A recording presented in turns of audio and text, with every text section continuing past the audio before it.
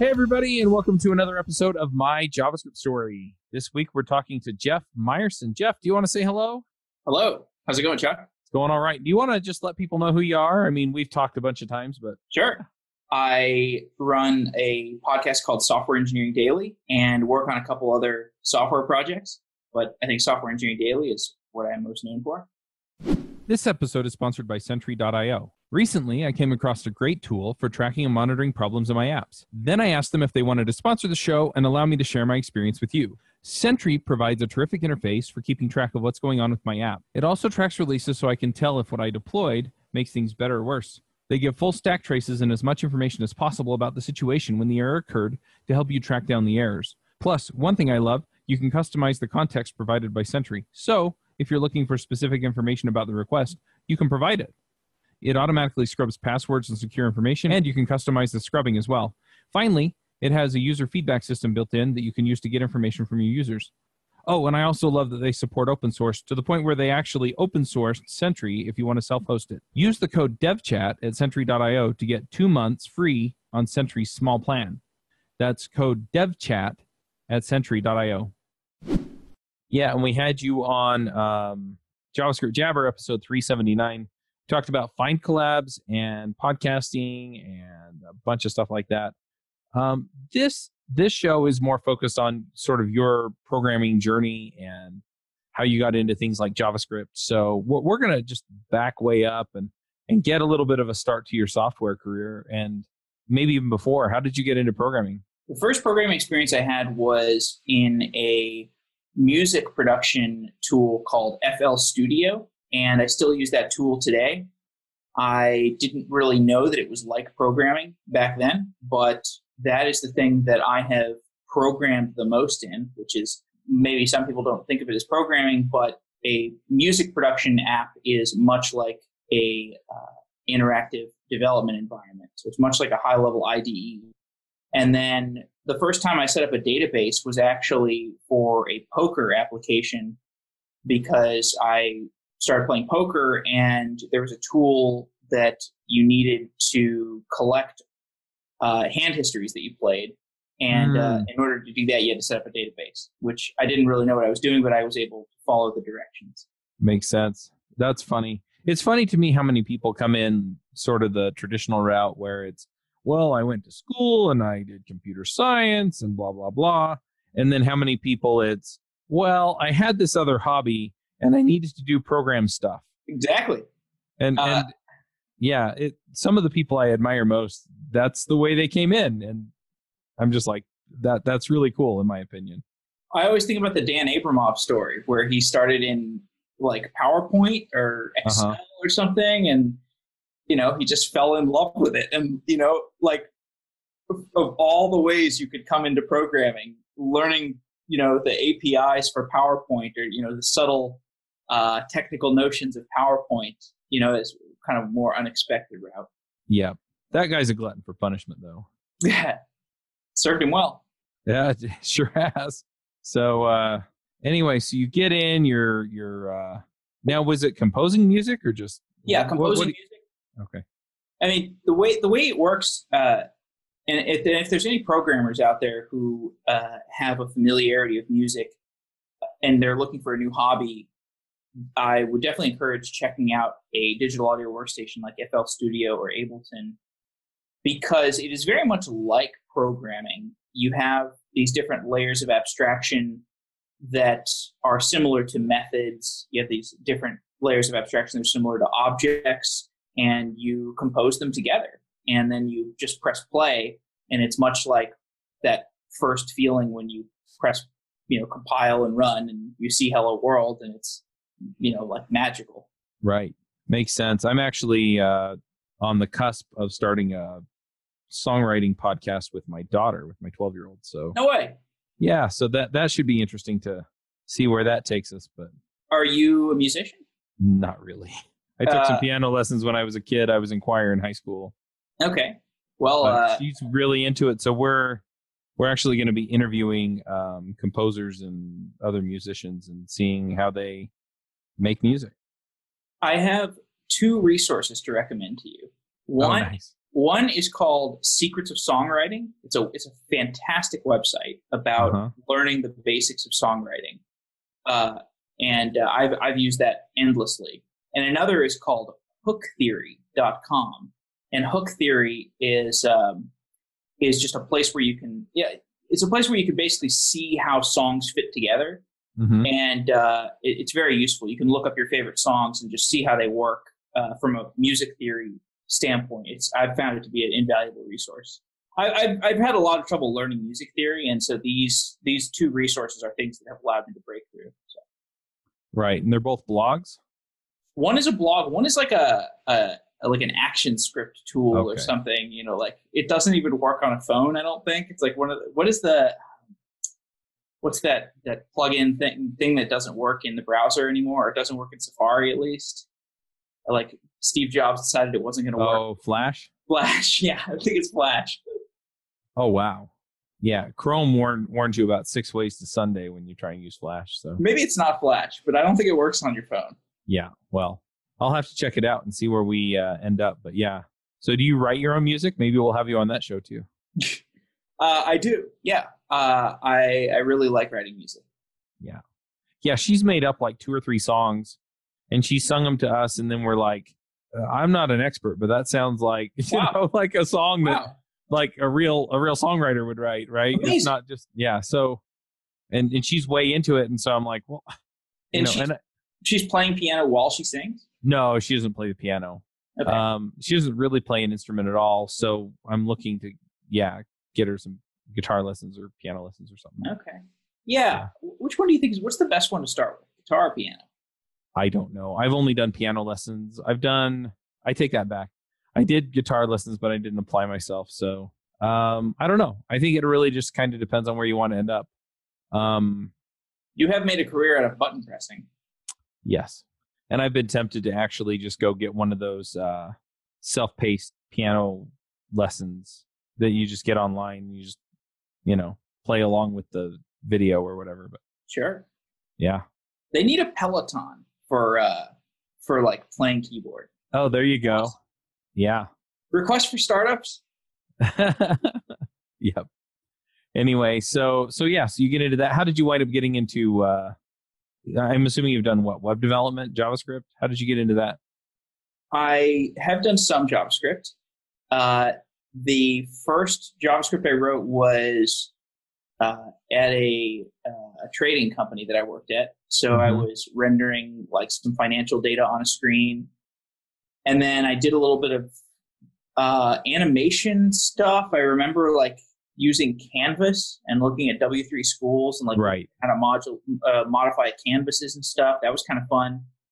And then I took a pretty long break from JavaScript until I started doing a little bit of Vue.js, a little bit of React. Never gone super deep in terms of actually using JavaScript, but certainly in studying it. And of course, I've listened to your podcast a fair amount, and JavaScript has become such a weird ecosystem, and like such a primordial. It's like it's just so funny, the primordial soups that develop into very serious,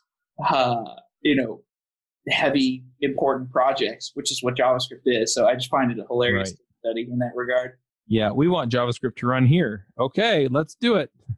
I wonder if there's any I wonder if all these Boeing disasters are because they're actually using like Node. They're trying to use Node for embedded systems or something. It's like you got to wonder where isn't JavaScript. That's true. Well, the part of the thing is even before Node, a lot of systems had embedded browsers of some kind with a JavaScript runtime. And so it's kind of evolved to run everywhere, or at least in some form, you were able to run it everywhere. And then Node just kind of blew that wide open. So it's been kind of interesting to see that evolution, because we started JavaScript Jabber a little bit before Node really started to get any traction. And so initially we were just talking about web development with JavaScript, and then it kind of grew from there. So and then the move towards typing I find really interesting. Yeah. Like you basically, it used to be, for me, JavaScript is the place you go if you don't like Java. And now it's like, you could there probably is a system where you can write Java and it like transpiles to JavaScript. And it's probably like pretty straightforward transpile. Or like you it wouldn't shock me. You write in Java and it transpiles to TypeScript. And you're like, all right, Java in the browser, finally. AJ O'Neill on JavaScript Jabber has kind of made that point a couple of times where it's like, yeah, it's just .NET, except it's JavaScript, except it's .NET. So, yeah, I feel you there. It's interesting, too, because... ASP.js? Yeah. Well, it's funny because we've seen this, again, it's this movement, right, where the tooling on TypeScript's been so great. And I think that's really what's converted people that, yeah, they're using it. And it's had such an influence that, I mean, I remember the diehard Rubyists that were just like, types, ugh. And now everybody's talking about Sorbet, which is a type system for Ruby. For sure. So, yeah, I mean, it's everywhere. So what has your programming career entailed then? So you've done the trading and financial information. What else have you done, and what have you done it in? A lot of Java backend, little bit of React stuff on the front end, just working on my own projects. That's mostly it. Mm-hmm. Most of the programming has been Java backend stuff, mostly for like large companies. Gotcha. Very cool. And so what have you done with React and Vue then? Or what kind of brought you back around to doing front-end JavaScript? Vue was for Software Daily, which is our like the web app version that we made for our WordPress site. And it just basically scrapes our WordPress and builds a front end that we use. And then React was for FindCollabs, and then also for a previous company that I was working on that I will return to eventually, called Ad4Prize, which is another large React application. Nice. So it's all been on your own stuff then? Pretty much, yeah. Nice. So at this point, I kind of want to talk a little bit of podcasting for a minute. I know we talked about it on JavaScript Jabber, but I love getting the story there too. How did you wind up finding podcasts? I started with Software Engineering Radio, which is, you and I both know that podcast well. Yeah. And I reached out to them because they had a call for hosts, much like you do in many of your podcasts. And I reached out, and Robert Blumen, who was the editor in 2013, he's still the editor. He was willing to bring me on for a shot. And I did a bunch of shows with Etsy Radio. And I loved it so much that a couple years later, 2 or 3 years later, I started Software Engineering Daily, and basically 5x'd my Software Engineering Radio output. Well, more than 5x'd, but I've turned Software Engineering Radio into something I would be doing all the time. Right. That's in a nutshell. Nice. So Software Engineering Daily is not part of Software Engineering Radio? That's correct. Yes. It's basically like a fork. I like that. That makes sense. So how long have you been doing it now? 4 years. 4 years. Wow. That's a long time. Lots of podcasts come and go in months. So that's amazing. Who's been your favorite guest to have? I mean, besides me. Yeah. Haseeb Qureshi is probably my favorite guest because he's an old friend. We go way back and we got a lot of shared history, and he's just a guy I respect a lot. What episode do you feel like all of your listeners ought to go back and find for their own growth? Wow. It kind of depends what you're looking for. The first one that comes to mind is actually, there's an episode I did called Investment Games, which is a show about venture investing with a guy named Brian Singerman. Okay. He's a venture investor at Founders Fund, and he's got a unique take on venture investing. Founders Fund is kind of an eccentric organization, and so that conversation covered such a broad range of topics that it really stands out as one that was fun to me. Nice. That makes sense. It's interesting too because it's a different take, right? You're talking about funding instead of programming. Yeah. But I think a lot of times people kind of take for granted some of the things that aren't part of their job, or at least part of their day-to-day. And so, yeah, I like that take. Sure. Well, and he's a software engineer, or he was a software engineer. So he has, the background in computer science, which obviously underpins a lot of the best investments Right. that one can make in venture. Yep. No, that makes a ton of sense. Is there anything that you're working on these days that you want people to know about?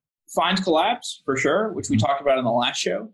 FindCollabs is the company around collaboration and project creation that I'm working on.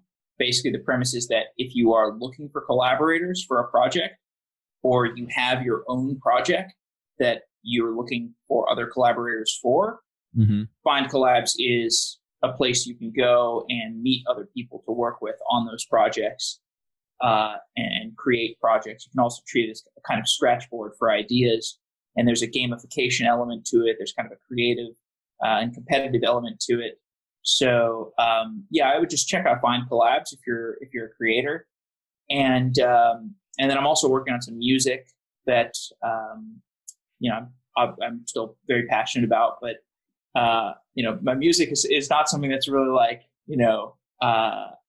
front and center in terms of the things that I'm known for. So that hopefully one day. Yeah. Well, if people want to find your music, is it online somewhere? Or? It is. It's on all the popular streaming sites. Gotcha. The Prion is my name. Prion. Nice. We'll get links into the show notes for that too. Sweet.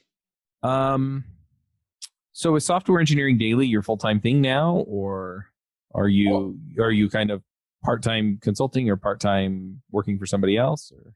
Software Engineering Daily is the main thing. I work on these other projects, but Software Engineering Daily is kind of the bread and butter. Yep. Yeah, I understand that. Hi, I'm Charles Maxwood. You've probably heard me on a lot of the shows on devchat.tv. The language that got me into programming and taught me to love it was Ruby. And eventually I got together with a bunch of my friends and we started the podcast Ruby Rogues. And that's how devchat.tv got its start. Ruby Rogues has been running since 2011 and has had conversations with a lot of people from the wider programming community that you've probably heard of, as well as very focused episodes with people from the Ruby community. If you're doing Ruby, if you love Ruby, if you're building tools in Ruby, then you should check out Ruby Rogues, and you can find it at rubyrogues.com. And I'm assuming you're ad supported like we are. That's correct. We do a little bit of the subscription stuff. I think we could go into a long discussion around how subscriptions are probably some component of the future, but it's not certain when that future arrives or how worthwhile it is to pursue that future before it arrives. Right. So we've done kind of the separate app thing where you can subscribe to get ad-free episodes in a separate app, which we've built. Right. Some people don't really believe in that model. I don't know. I mean, hard to say. What do you think about subscriptions? You're asking me. I'm kind of on the same page there. It's something that I've looked at. It's something that I feel like I want to do, but there a lot of overhead. Yeah. Well, the other thing is that, it's overhead that I'm currently not expending, right? Starting new shows. I already have the infrastructure for it. I already have the people in place for it. I know what I'm doing there. So it's just a matter of getting the wheel turning, right? With something like that, I'd have to go and figure things out, plug it all in and hook it all up and make it all work. And it's just a little bit, Anyway, that's kind of where I'm at. So I think that may be a place we go to in the future. People are still trying to figure out podcast monetization. I think the most common model for people that are kind of making it their full-time thing is the ad supported. And then probably after that is something like Patreon where it's listener supported.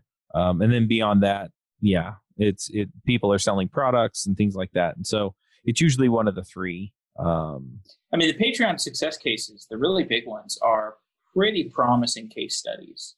Yeah. So I think that's definitely an avenue that we'll see more of for a lot of reasons. Because you don't even need that. I don't know about you, but once I got kind of beyond the break-even point for podcasting, I was like, this is just all gravy. Because once you get to the break-even point, you're living a kind of a happy existence to some extent. It's at least a self-actualized existence because you're working on something that you actually are passionate about, which for entrepreneurs is really just a magical feeling. And then everything after that's kind of gravy. I mean, you've got a family, so probably there's a little bit of difference there. But so my point there is just that Patreon, I think, promises to create that situation for a lot more creators in the world, because the way I always think about it from a demand side perspective is there's still so much media I consume where I'm like, I'm kind of like impartial about consuming this media. I'm sort of like doing it because I want to be entertained, or it's like reasonably good quality. And you just have to imagine there are more creators out there where if you could say like, hey, creator, like if you make this content, I'll give you $1 a month. Mm-hmm. Think of all the people in the world. I can think of friends I have who I would be like, look, if you produce a show every week, I will pay you $1 every week because you're compelling enough personality. And I would rather listen to you than whatever, podcast X that I'm subscribing to. So I think there's just a market opportunity for more of these Patreon people. Yeah, I wonder though, because at a certain level, I mean, you also have the freeloaders, right? You have all the other people that are not chipping in on the Patreon but are getting the content for free, and so I can see it sliding in the direction of a subscription as well. Where you have people, because people pledge a certain amount a month, and it's really not that different from a subscription, except that the access isn't exclusive. Sure. Yeah, I mean, I think it's an open question whether Patreon is the vessel through which the ultimate vessel through which this occurs. Definitely open question. Very cool. So, yeah. I don't know if I have anything else to dive into in particular. I am a little bit curious, since you've done both Vue and React. Are there things you prefer one over the other? I think React has network effects, which I like. There's just a bigger quantity of people who are using React.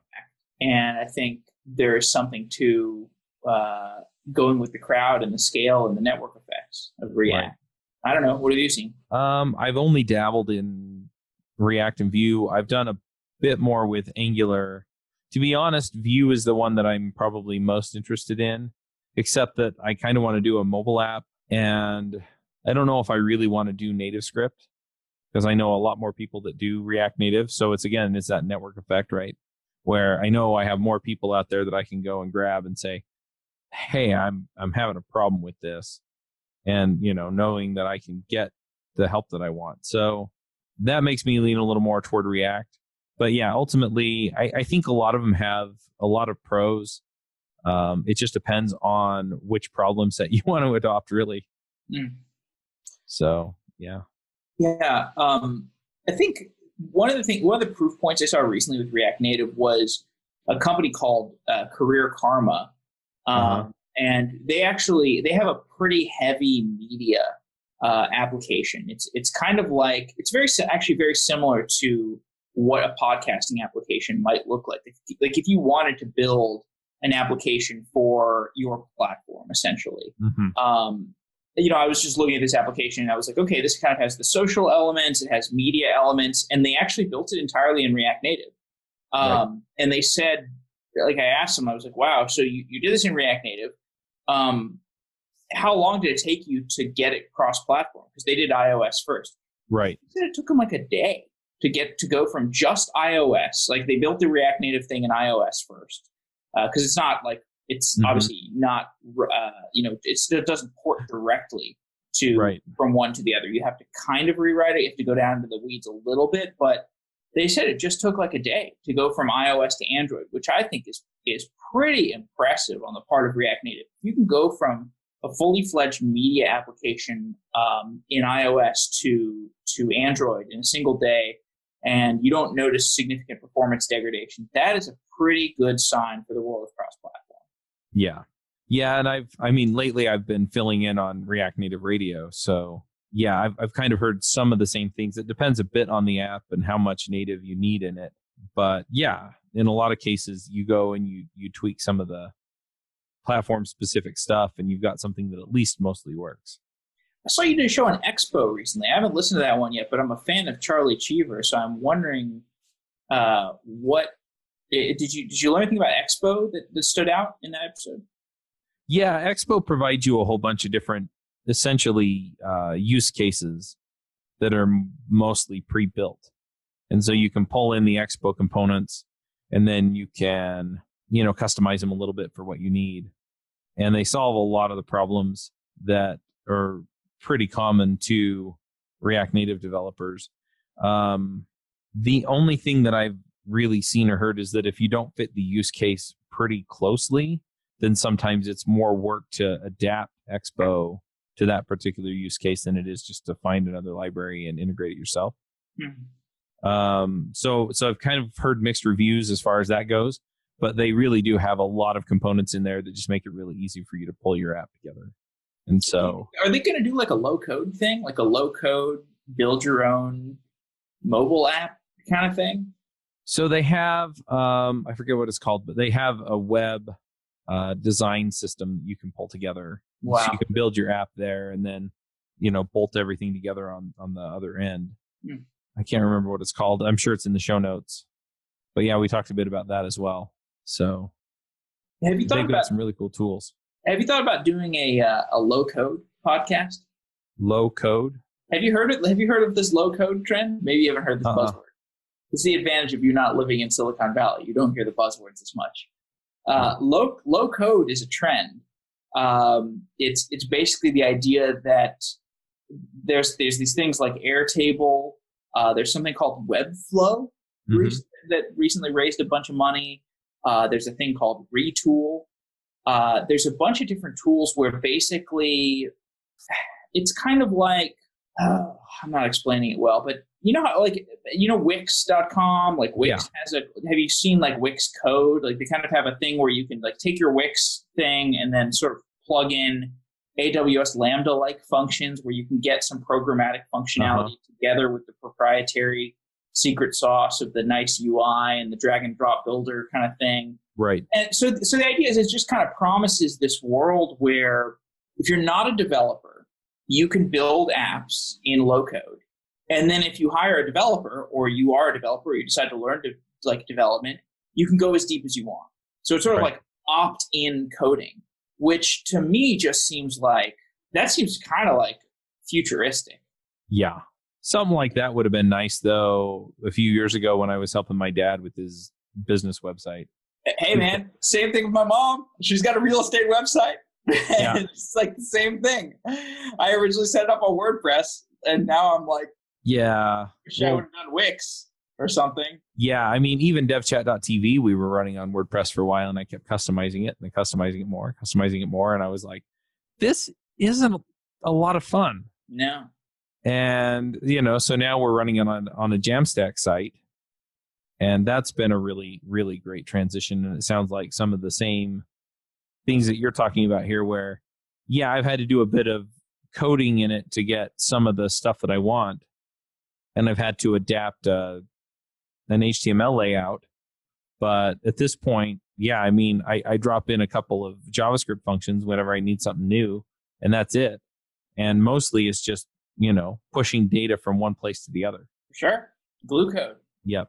Yeah. Tell it how to find the data and how to munge it the way I want it. So. Yeah. So I think low code is a trend. I don't know. You could take a look at. You've got enough podcasts to start. Yeah. Well, I've been talking to some people that folks would recognize by name in the programming community, and it looks like we're going to be pulling together shows for them next. So sweet. Okay, like personality-based shows, like the X show. Yeah, more or less. Okay, that's a good idea. And yeah, so we're working through that, and then we're probably going to go back to some of the topical shows. I've got some shows in the works for Python, AI. Stuff like that. So now, I don't know to what extent you want to talk about this, but have you seen much growth on the number of advertisers who are in the game side? Because I think we've discussed this before, where it's still, to the extent that I study this market, it's still shocking to me the amount of dollars spent on conferences relative to the amount of dollars spent on podcast ads. And this is like a hobby horse that I can only really discuss with fellow podcast ad salesmen and saleswomen. Yeah. No, I'll riff on this one for a minute. Sure. Yeah, it's definitely interesting. I mean, there are always people coming into the market, and there are people that are willing to spend ad dollars. But yeah, it's stunning to me how many people how many companies will drop thousands and thousands and thousands of dollars on a conference and put up a booth and they'll have a few hundred people come by their booth, or maybe even 1,000 people come by their booth at the bigger conferences, right? Over the course of the conference. And yeah, sure, you get the face-to-face, and, but you're still essentially doing a presentation to try and make an impact so that they will come back. And what I see is, they get my information because I give them a business card or they scan my badge, and then they send me a generic email that I basically archive. And so it's really fascinating to me how much money gets spent there, where, if you're selling a product that I like, if you're selling a product I don't like, don't talk to me because I won't take you as a sponsor. We'll just put that right out there. But if I like what you've got, then, we should be talking, because I'll give you a testimonial on the show every week. And we're talking to, on JavaScript Jabber, we're talking to 20,000+ JavaScript developers, right? For some of the other shows, it's less than that, but still, so we get out there and you're getting a testimonial from somebody they trust, and I'm telling them I like it because I like it. And so, it's crazy, and it'll cost them less over the year than it costs them to go to that dang conference. I know it. You're smiling at me like, that's more or less how I feel about it. But that's one of the things why I'm optimistic about podcasting, is I just think it's hilarious. And I'm optimistic about the developer content space more broadly, just because of, whenever I walk into an airport and I see the ads everywhere in the airport for software companies, and I know that these right? It's insanity. I know these companies have just repeatedly said, not interested in your podcast ads. And I'm like, okay, that's fine. I'll wait. I'm patient, I'm not going anywhere. Well, it's funny too, because how much do they spend to get that sign in the airport that most people just walk by and don't even look at? I don't know. And the software ads, I have to say, they're more common in Silicon Valley than they are, say, here in Salt Lake. But they still show up here, right? They're still here. And like Cloudflare or Twilio, or AWS, how big does a company have to be to all advertise in Salt Lake City? Usually they're local companies, actually. So they provide a global data solution of some kind, or technology solution, but they're based I don't here. know what a global data solution is. So something like AWS, right, where everybody can use it around the world. So it is a cloud solution kind of thing. But they're based here, and so for whatever reason, they're advertising here. I think I've seen a Twilio ad here in Salt Lake. I think I've seen an AWS ad, but not a whole lot more. Maybe a Google Cloud platform or something. But then, it's usually local companies, and it's either we're hiring, or it's, hey, we can solve this particular problem for you. And so they're a SaaS of some kind, and they're kind of doing a global reach, or a Western US reach or something. But it's funny, because I'll drive down the road and I'll be like, we've had somebody from that company on our show and somebody from that company on our show, and and so I understand the technology behind it. But it's just kind of interesting. There was a lot more of it. I've been to San Francisco a couple times this year, San Jose once, and you have a lot more of it just driving through town, or on the buses or whatever you take, and so it's a little bit different, not as common here. But once you get into Salt Lake, so I live just outside of Salt Lake County, so there's a tech community here, and so there's a little bit around here, but once you get into Salt Lake, you see a little bit more of it. But it's crazy. It's like, build your software on our infrastructure, and then you're putting it on a billboard as I'm driving down the freeway. That's crazy. Madness.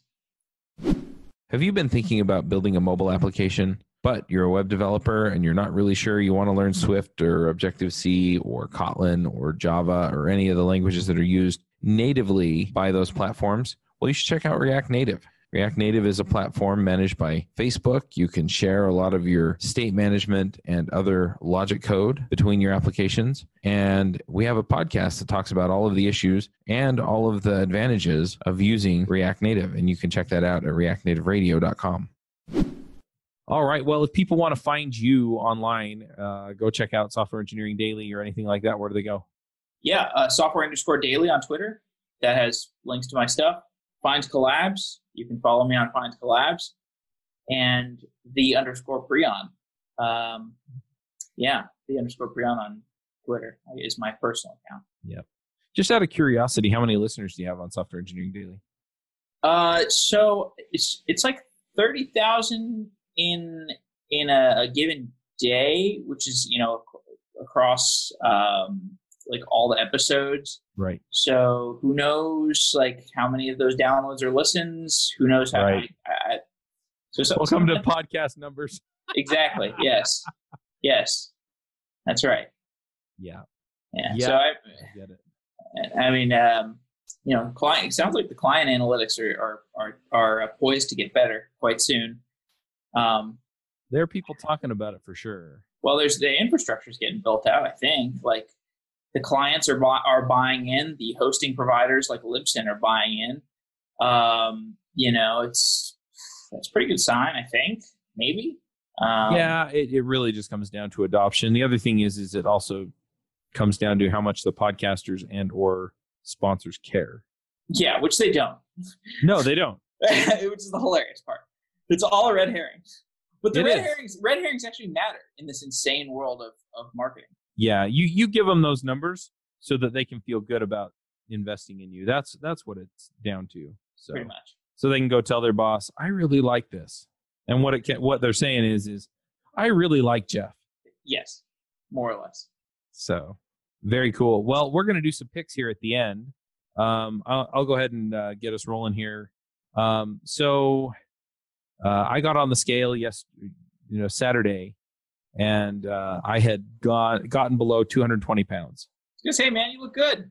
Yeah, I've lost since this time last year. I've lost about 40 pounds. So you gotta. I heard you talking. What was the last time you were talking about the 75 hard? Yeah, 75 hard. Yeah. How's that going? So I had to restart about 15. I'm on day 15 again. This is where I broke down last time. But this time I'm going to stick it out for 60 more days and just get it done. So, but yeah, I'm really enjoying it. I'm training for a marathon. Nice. And I've been eating keto, and I'm really feeling great about it. Some of the things I'm using for that, and I'm just going to throw those out here on the show because that's kind of where my brain is at this point.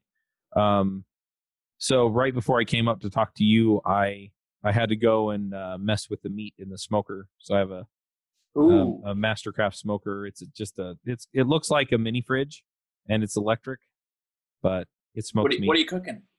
Ribs. Yeah, come on over, man. Beef or pork? Pork. Nice. I will. Next time in Salt Lake City, let's make some ribs. Yeah, let's do it. Or a brisket. We need we're looking to get a longer. Well, I don't know. I guess you could. The slow cooked pork is just as good. Yeah, brisket. Oh man, I haven't made a brisket in a while. My wife complains every time I do it because briskets aren't cheap, but it's a lot of meat, and it lasts us a while. So. There's also, I mean, if you like the fatty cuts, I find that the best ratios of fat. I hope vegetarians aren't listening. The best ratios of fat to meat per pound are pork belly and pork shoulder. Yeah. And those are just like super flavorful. And for some reason, nobody ever wants them. Like you get them in the discount bin. Oh, people buy pork belly all the time. It's just sliced and smoked, and we call it bacon. That's true. But you don't need any of that stuff. Like you don't. No. It's just delicious. Yeah, it's amazing. Yeah, the pork shoulder, which is funny. They also call it pork butt, but the pork butt is on the shoulder as well. Right. So yeah, any of those they're good fat filled. And I've been eating keto, and keto is high fat. So oh yeah. Yeah, that lines up really well for me. But yeah, I love that stuff. I went down to Smith's, which is a grocery store here in Utah.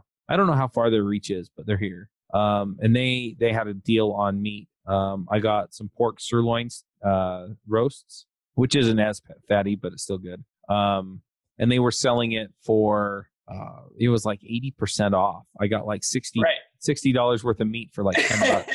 That happens when you're in pork butt and pork belly land. That happens. Yep. So yeah, I just I would have gotten 2 of them, but I didn't have that much room in my freezer. In fact, today we got a freezer secondhand from somebody Nice. And like last There's year? your meat freezer. And I hadn't cleaned it out yet. So I went and scrubbed it out because my wife's like, if we get any more meat, we need another freezer. And I'm like, I can do that. Challenge accepted. So yeah, so I went and scrubbed it out and plugged it in, and it fired right up. So you make broth ever? You get bone broth going? Sometimes we do have some broth bones in one of the freezers somewhere. Nice. But yeah, and that's a good way to go, especially if you're doing an extended fast or anything. But, for sure, exactly. Yeah. So man, it's turned into a real podcast. We're talking about keto and intermittent fasting. Yeah. we have now satisfied podcast bingo. That's right. If you're looking for a good keto podcast, by the way, Two Keto Dudes by Carl Franklin and Richard. I can't remember his last name, but Carl's a good friend of mine. Is that the podcasting guy? They're the Microsoft .NET Rocks. Yep. Okay. That Carl Franklin. Yep. Yeah. And it's not Richard Campbell, who's his partner in crime for .NET Rocks. Okay. It's another Richard who lives in Australia, and they geek out over the keto stuff. Okay. And just terrific stuff. They also have a forum that they've set up, ketogenicforums.com. It's a discourse forum, if you're familiar with the software there. And anyway, just really cool stuff. They share recipes on there. If you stall out on your weight loss, they can give you advice and things like that. I haven't run into any of those issues yet. So, and I'm sticking to it. I think part of it's just because I run so much that I can get away with not being as strict. Like I try not to eat any carbs if I can and keep my protein content of my diet down. But I don't track it every day because I'm losing the weight anyway, and I feel great. So yeah. Anyway, sure. But I also have the Withing scale, and so that tracks my weight and body fat percentage, and that's super nice too because there was a week there where I didn't lose any weight, but my body fat percentage was steadily going down. Oh. And so I was putting on muscle as fast as I was taking fat off. Nice. So, at least as far as my body fat percentage goes. I know that it's not the same, pound for pound for body fat percentage or whatever. But anyway, so yeah, so that's been really, really great. So that's kind of the stuff that I've been doing, and I'm loving it. Good to hear. How about you, Jeff? Do you have some things you want to shout out about? Sure. I'll start with the anti keto with the rice cooker. I got a rice cooker recently. Oh, nice. I have kind of, speaking of diet, I kind of vacillated from the keto to I tried carnivore for a while, and I've been a vegan before. I sort of rotate through all these different fad diets, and now I'm kind of doing just a fairly multifaceted diet. And so my older brother kept lecturing me on getting a rice cooker, and I almost burned down my apartment a couple weeks ago with some. I was cooking rice while working on music, and I had my headphones on, and I got really in the zone, as us singers do, and I just kept smelling something. I was like, I don't know what that smell is, but I don't really care. I just kept working, and eventually I just started hearing beep beep, So yeah, that serves probably as a warning to anybody who cares about their safety and is considering coming over to my house for dinner. But that's I rarely commit self-endangerment, but when I do, it's with cooking rice, and that's why I bought a rice cooker. Nice. Yeah, I'm trying to remember because we had one. We also had one that went in the microwave, and that was also nice because, again, it's the same idea, right? When the microwave turns off, it stops cooking the rice. Yeah, I mean, but yeah, pretty much. But at least you get timing there. Yeah. Stoves, untimed stoves that are not self-regulating. There's something primitive about that relative to what we can do with computers these days. Right. Not to absolve myself of the user error of nearly burning down my apartment. I'm sure I sound like a complete idiot due to that, but I'm sure the listeners have also done something equivalently dumb. Yep. Yeah, rice cooker. Nice. Yeah, they're definitely nice to have because they also then keep your rice warm until you're ready to eat it. For sure. Yeah, what I've taken to doing as far as the rice dishes goes, because I am a sucker for Thai food and things like that, right? And so Pad Thai has the rice noodles. Yeah. You get the curries, and they usually come with steamed rice. Yeah. So what I've taken to doing is I order the meal with the curry, and they don't ever put the curry on the rice before they bring it to you. Yeah. And so then I just eat the curry. Sure. You can also do cauliflower rice. Oh, that's true. Or like shredded broccoli. Yeah. That kind of stuff. Kind of fakes it out a little bit. Yeah, that's true. I'll have to try the cauliflower rice because that's not terribly hard to do, and it's pretty good substitute. So cool. Well, folks, go check out Software Engineering Daily, and go check out the episode where we talked about FindCollabs because I think it's a cool tool. Thanks, man. And we'll go ahead and wrap this one up. And we'll talk later, Jeff. Cool, Chuck. Thanks as always. Yeah. Bandwidth for this segment is provided by CacheFly, the world's fastest CDN. Deliver your content fast with CacheFly. Visit CacheFly.com to learn more.